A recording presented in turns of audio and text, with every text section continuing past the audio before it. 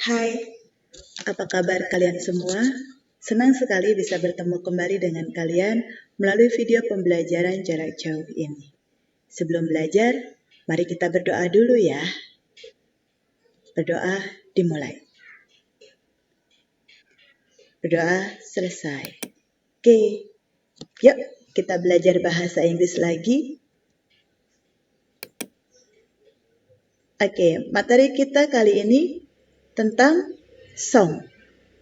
Yang akan kita bahas adalah generic structure, social function, dan juga text structure. Tujuan pembelajarannya adalah setelah kalian menyimak video pembelajaran ini, kalian dapat menjelaskan apa generic structure, social function, dan text structure dari lagu yang diberikan oleh gurumu. Oke, mari kita belajar. Oke, ini kompetensi dasar dan untuk pengetahuan dan untuk keterampilan. Oke, kita mulai dengan definisi dulu ya. The definition, according to Hornby, song is singing, music for the voice, short poem or number of verses set to music and intended to be sung. Menurut Hornby, dalam kamus bahasa Inggris yang dikeluarkan oleh Oxford, song adalah singing, lagu yang dinyanyikan, berupa puisi-puisi pendek atau sejumlah lirik yang diberikan latar musik. Dan biasanya dinyanyikan baik oleh satu orang maupun lebih dari satu orang. What is the social function of the song? Ada 5 social function dari song ya. Yang pertama, to entertain the listeners. What does it mean? To entertain artinya menghibur, memberikan hiburan. Yang kedua, to teach moral value through the lyrics of the song. Untuk mengajarkan nilai-nilai moral melalui lirik lagu. To provide a way of managing the relationship between our public and private emotional life. Juga untuk memberikan sebuah pandangan mengenai hubungan antara kita pribadi maupun kita sebagai makhluk sosial. Yang keempat, to express personal feeling.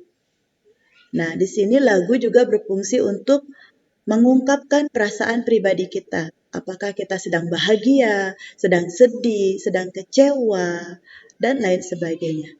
Dan juga to express our cultural values. Untuk mengungkapkan nilai-nilai budaya. Terakhir, to give someone not only shares their emotion with others, but also to have an emotional connection that just cannot be experienced in any other way. Dan juga untuk memberikan kesempatan kepada semua orang berkaitan dengan emosi mereka bahwa lagu ini bisa menjadi ikatan emosi antara penulis, penyanyi, dan juga pendengarnya.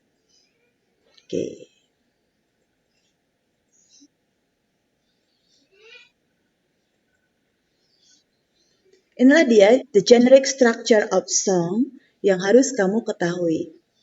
Pertama, ada intro. Yang kedua, ada verse. Yang ketiga, ada chorus of refrain. Ada break, bridge, dan terakhir ada outro atau coda. Apa sih maksud generic structure of song ini? Kita bahas one by one ya. Intro.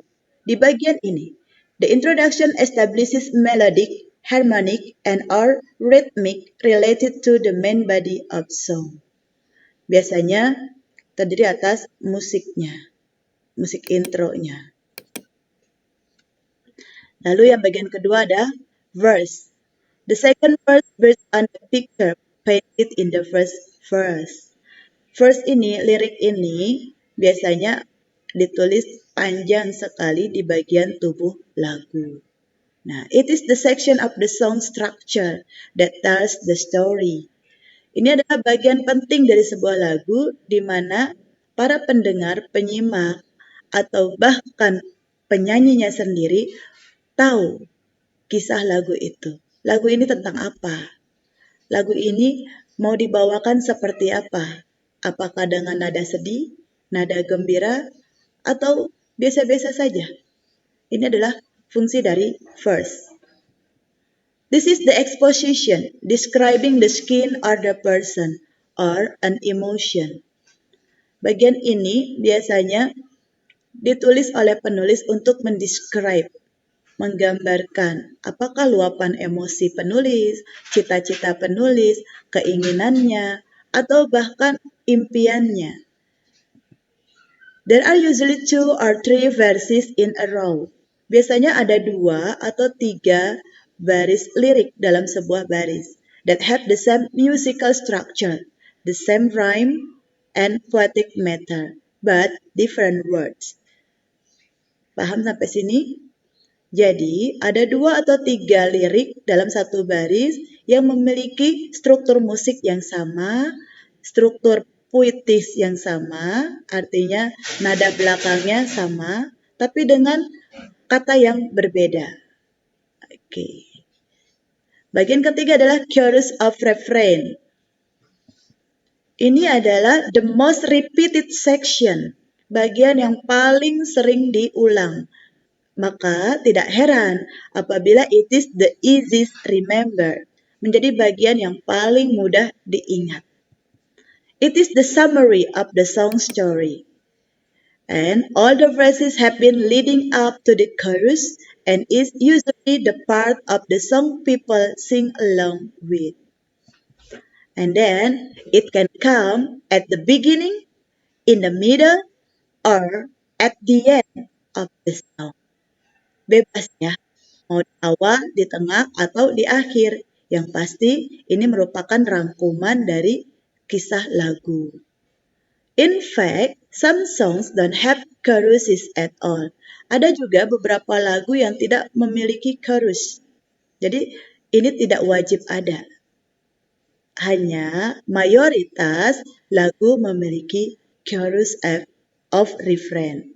Some people are usually confused to differentiate between chorus and refrain. Nah, ada beberapa orang yang bingung membedakan antara chorus dan juga refrain. Yuk, kita simak perbedaannya. Refrain is any line that repeats in the song. Refrain itu baris yang diulang-ulang di dalam lagu. Sementara, chorus is any group of lines that repeated it. Sementara chorus adalah sekelompok baris yang diulang. Oke. Ada bagian yang dinamakan dengan break. Generic structure berikutnya. A break is actually a brief rest or pause. Ini secara ringkas adalah bagian yang di-pause. Bagian yang untuk istirahat. For the core melody within a song used to add further dimension and excitement. It may include a quick instrumental solo or drum interlude, or it may be a brief moment of silence or a combination each of these elements. And then ada bagian yang dinamakan dengan bridge.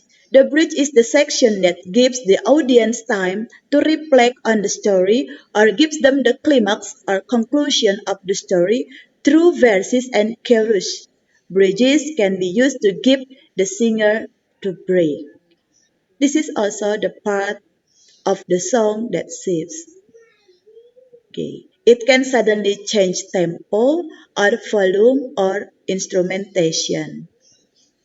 Terakhir, generic structure of song is outro or coda. It can repeat the intro, chorus, or a refrain as an outro or a bridge with an instrumental solo. This is the end of the road for the song. Jadi paham ya, bagian coda terletak di akhir lagu. Okay, now language features of song. Unsur kebahasaan yang digunakan dalam lagu. Ada song lyrics, rhyming words, alliteration, poetic devices, dan amusing wordplay and slang language. Oke, bagian pertama, song lyric.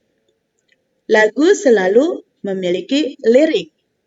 Song lyrics can appeal to emotion, and they should also appeal to the ear.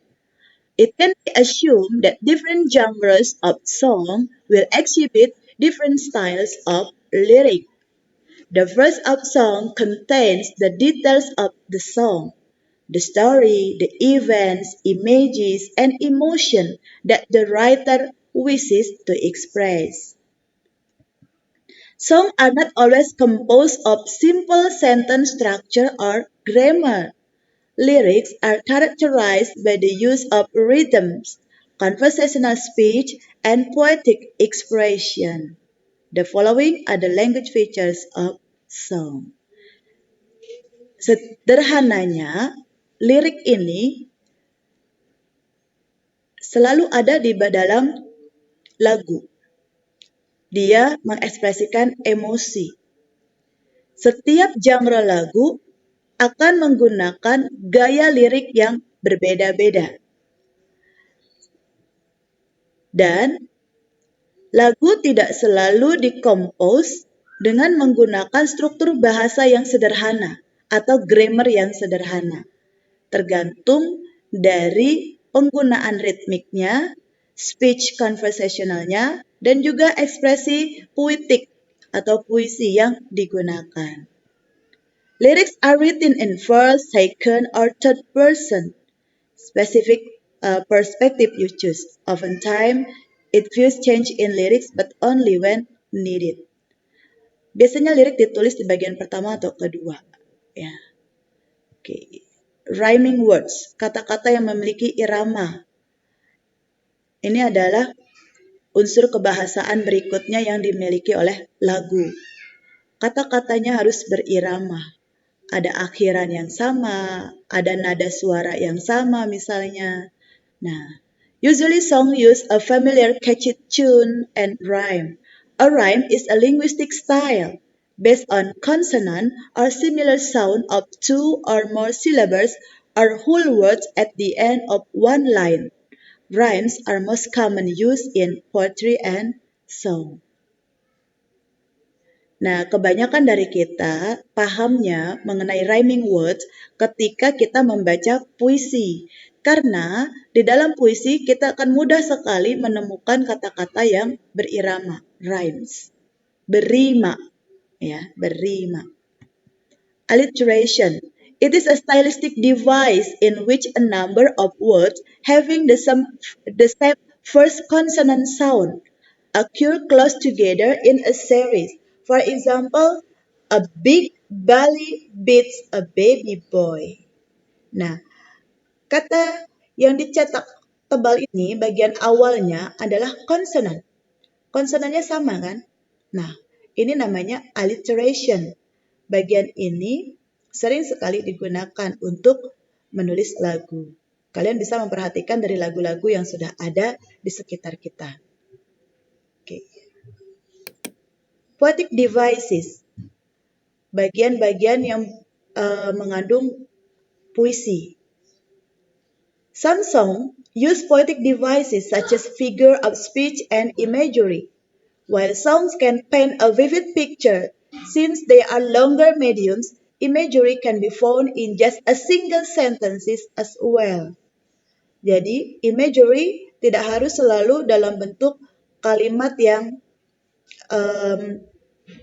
combined sentence ya. Dia bisa simple sentence. It depends on. Imagery is vivid descriptive language that appeals to one or more of the senses. Sight, hearing, touch, smell, and taste. For example, her blue eyes were as bright as the sun. Mata birunya bersinar seterang matahari. Nah, di sini dia menggunakan descriptive language. Bahasa poetik. Blue as the sky. Sebiru langit. But soft as earth. Tapi selembut sutra. Ini adalah kata-kata yang berpuisi. Jadi lagu itu menggunakan unsur kebahasaan diantaranya poetic devices. Karena menggunakan unsur-unsur yang ada di dalam puisi. Lanjut. A figure of speech is a word or phrase that has meaning something different than its literally meaning. Jadi bahasa figur ini adalah kata-kata yang digunakan di mana kata-kata itu memiliki makna yang berbeda dari makna yang sebetulnya. Ya.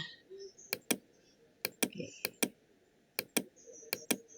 Sampai sini paham? Bila tidak paham, silahkan tulis pertanyaan Anda di dalam komentar. Oke, the next. Unsur kebahasan berikutnya adalah menggunakan amusing wordplay and slang language. Some songs use amusing wordplay and slang language. Beberapa lagu menggunakan bahasa-bahasa yang lucu, bahasa-bahasa slang, bahasa yang tidak biasa digunakan dalam percakapan sehari-hari. Jadi ketika kamu belajar bahasa Inggris, kamu mengenal lebih dari 10 tenses dan kamu berharap tenses itu digunakan full berdasarkan patternnya ke dalam lagu, kamu salah.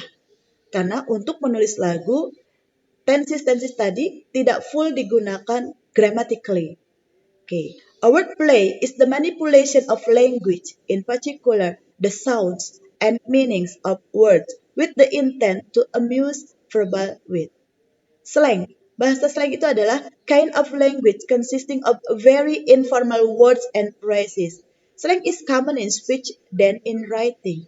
Bahasa slang ini biasanya lebih umum digunakan dalam speech, dalam percakapan, ketimbang writing. Kenapa? Karena dalam writing biasanya lebih ke academic writing.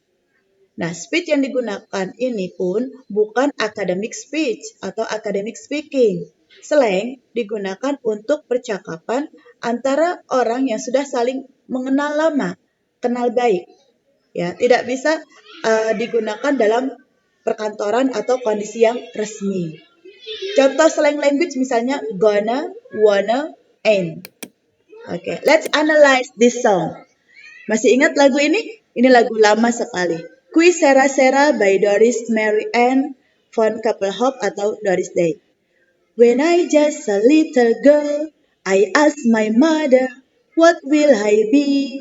Will I be pretty? Will I be rich? Nah, perhatikan lirik-lirik lagu ini. When I just a little girl, I asked my mother. Secara tensis, kalian paham ini tensis apa? Good. Ini tensis yang menyatakan tentang past activity. What will I be? Kata what will I be ini mengacu kepada future tense. Will I be pretty? Will I be rich? Ini udah penggunaan bahasa berima. Here's what he said to me. Qui sera, sera, whatever will be, will be. The future's not ours to see. Qui sera, sera, what will be, will be. Bagian ini adalah refrain, chorus of refrain. Kenapa? Karena bagian ini paling sering diulang di dalam lagu Qui sera, sera. When I grew up and fell in love, I asked my sweetheart, what lies ahead? Will we have rainbows day after day? Here's what my sweetheart said. Qui sera, sera, whatever will be, will be. The future's not ours to see. Qui sera, sera, what will be, will be. Nah, perhatikan. Kata qui sera, sera, whatever will be, sampai ke what will be ini, lihat, diulang lagi kan? Nah, itulah sebabnya ini disebut the bagian chorus of refrain. Oke, sampai sini paham ya? Social function, generic structure, dan juga language features yang digunakan di dalam lagu. Semoga kalian bisa menjawab beberapa pertanyaan berikut. Pertama, what did the singer ask her mother when she was a girl? Based on Qui Sera Sera song. Who did the singer ask to when she grew up and fall in love? Actually, what does the song Qui Sera Sera tell us about? What is the main idea of this song? And then the last, what is the closest meaning of sweetheart? dari 5 pertanyaan ini itu sudah menjadi rangkuman dari materi tentang lagu kita hari ini. Oke. Terima kasih untuk perhatian kalian semua. Tetap di rumah, jaga kesehatan, dan tetap bahagia. Bye.